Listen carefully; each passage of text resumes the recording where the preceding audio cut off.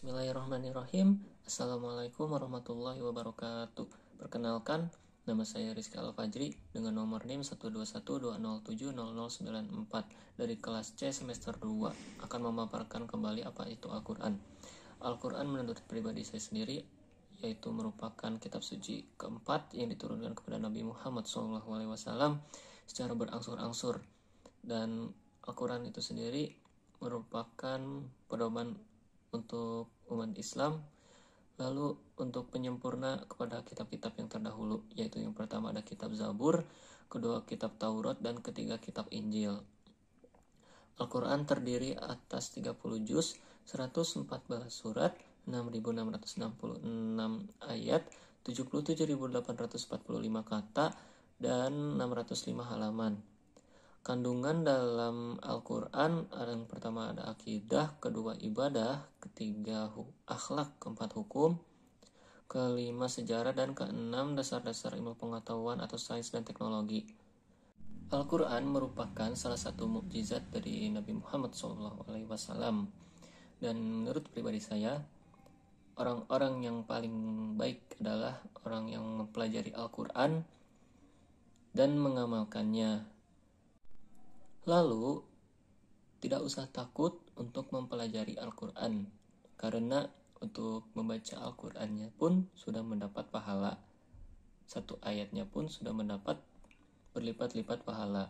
Dan jika ada orang yang masih terbata-bata dalam membaca Al-Quran, itu merupakan 2 kali lipat untuk mendapat pahalanya.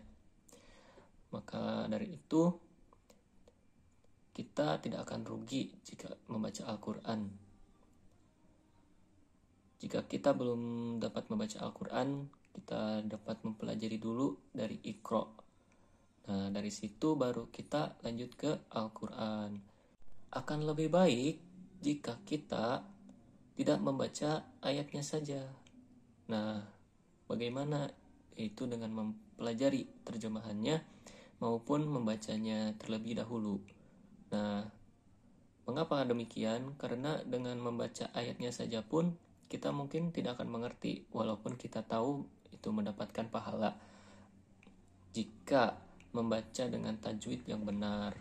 Nah, untuk terjemahannya sendiri, jadi kita itu harus tahu nih dari ayat ini terjemahannya apa.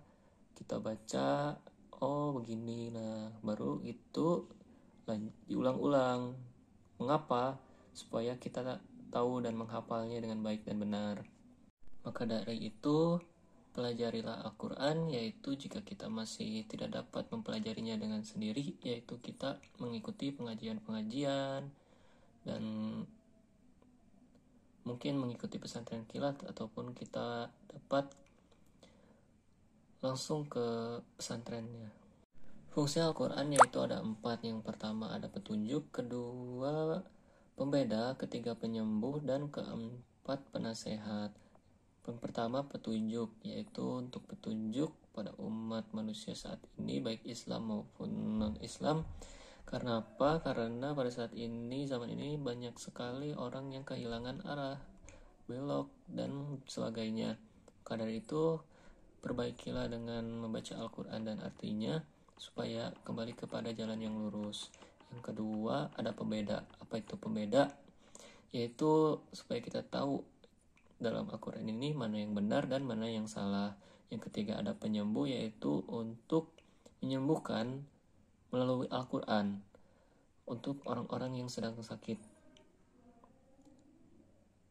Lalu yang terakhir ada penasehat, yaitu setelah kita mempelajari Al-Quran maupun tidak, kita dapat dinasehati maupun menjadi dinasehati oleh seorang ustadz maupun dari Al-Qurannya sendiri tanpa harus dinasehati oleh seorang ustadz.